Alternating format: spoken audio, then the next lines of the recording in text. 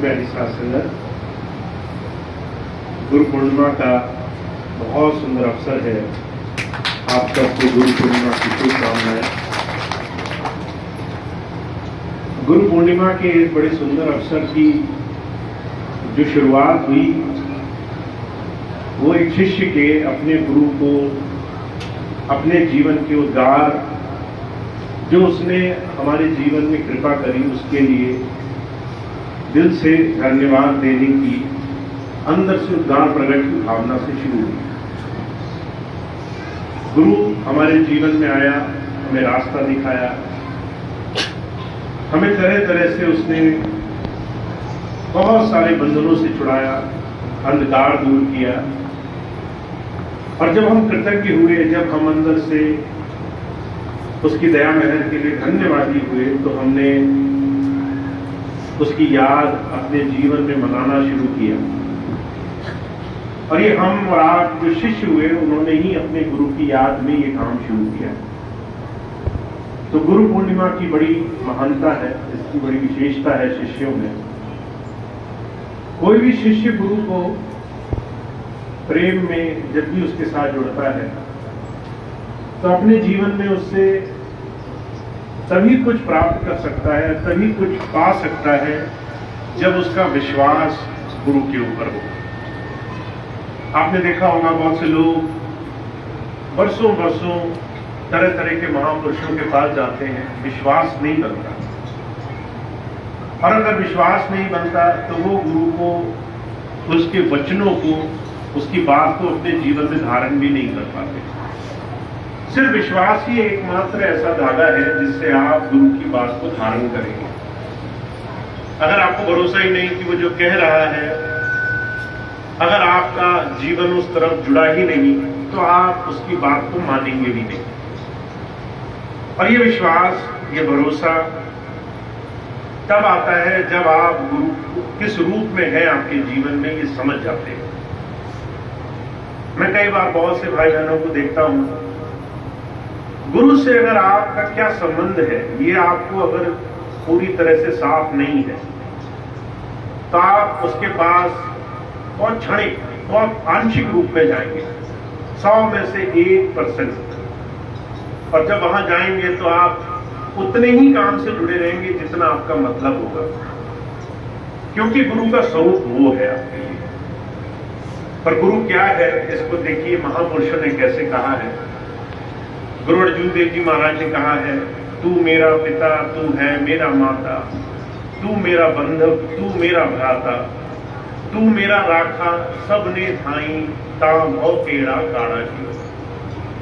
तुम माता हो, पिता हो, बंधु हो, सखा हो, तुम सब कुछ हो, तुम ही रक्षक हो, तुम मेरे साथ हो, तो मुझे भय ही नहीं है, मुझे किसी बात की चिंता नहीं है।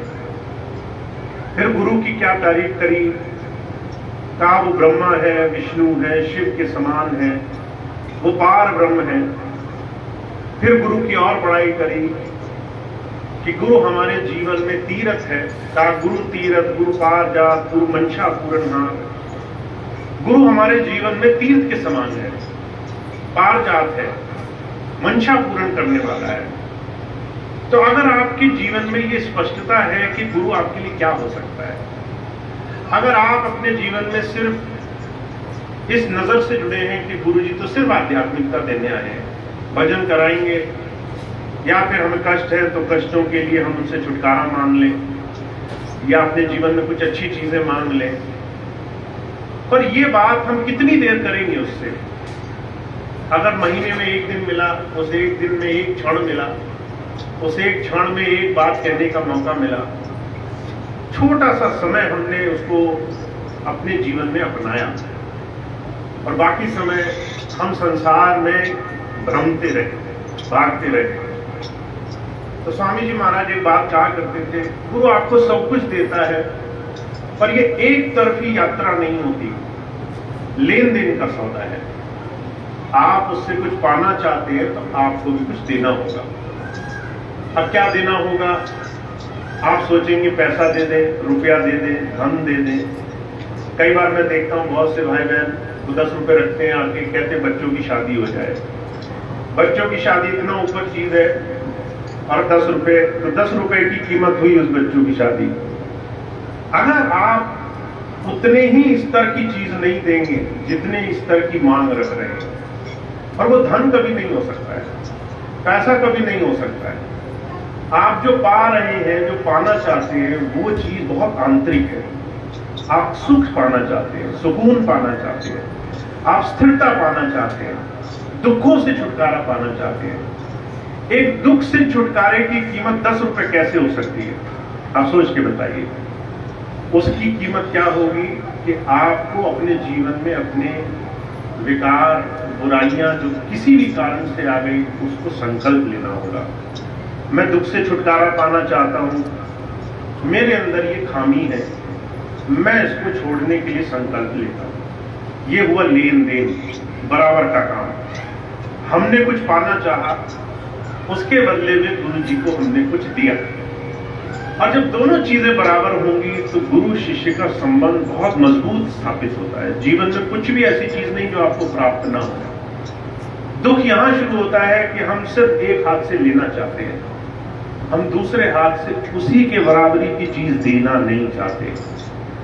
और जब तक आप इस भेद को नहीं समझेंगे, जब तक आप इस रहस्य को अपनाएंगे नहीं, जब तक आप इस बुद्धि को अपने जीवन में आत्मसात नहीं करेंगे, तब तक आप गुरु से 100 बार मांगेंगे, और एक बार जब यदा कदा किसी कारण से मन से हम किसी बात का संकल्प लेंगे तो 100 में से एक बात हमारी पूरी होती है। और हम कहते हैं गुरु जी ने 99 बार हमारी बात नहीं सुनी। तो कारण सिर्फ एक है, गुरु आपको सब कुछ देना चाहता है, सब कुछ दे सकता है, सब कुछ एक क्षण में आपको प्रदान कर देगा। आप उससे कोई भी चीज मांग सकते हो। वो चीज अगर आपके जीवन में उपयुक्त है, आपको आगे बढ़ाने के लिए है, और उस चीज के लिए आप सम्यक प्रयास करने के लिए तैयार है, जो भी उसकी कीमत है वो अदा करने के लिए तैयार है, तो आपके जीवन में वो काम फौरन होना शुरू हो जाएगा।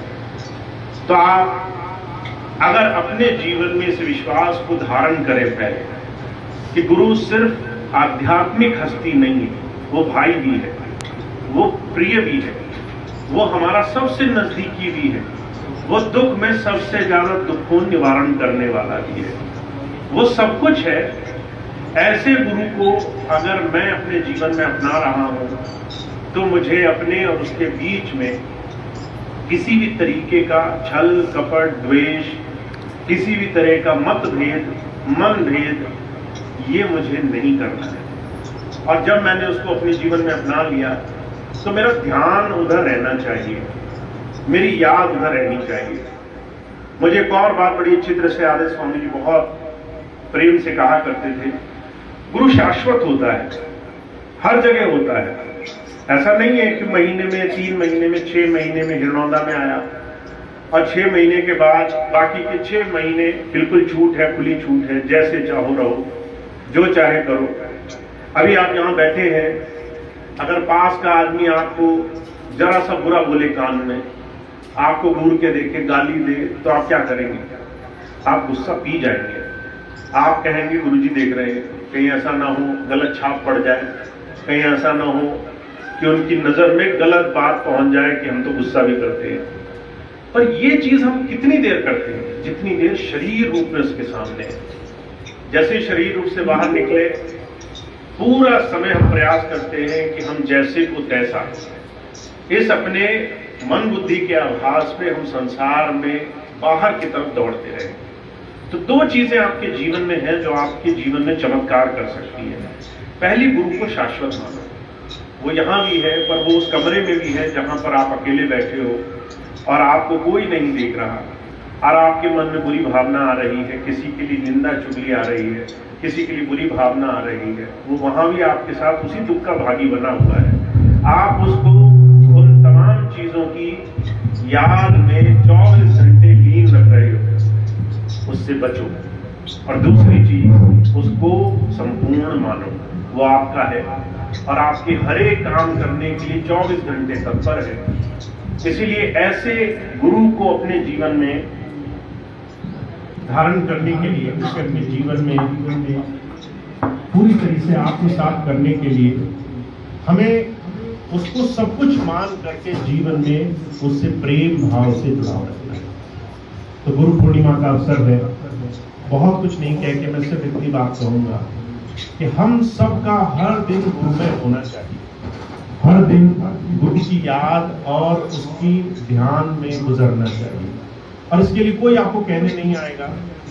आप जब यहाँ से निकलेंगे और अगले महीने के सत्संग तक कोई ये भी नहीं कहेगा कि सत्संग है आ जाओ, पर आपको खुद उस तरफ ध्यान जाए, याद बने, ध्यान उधर जुड़ा रहे, इसका प्रयास बना के रखना है।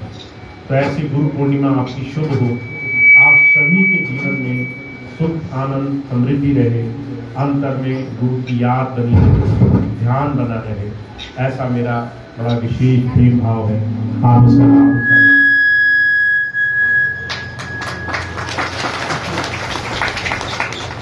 महाराज की जय। अब एक छोटी सी प्रार्थना करेंगे और आज गुरु पूर्णिमा का दिन और अभी 1-2 दिन हमारे ऐसे ही गुजरेंगे।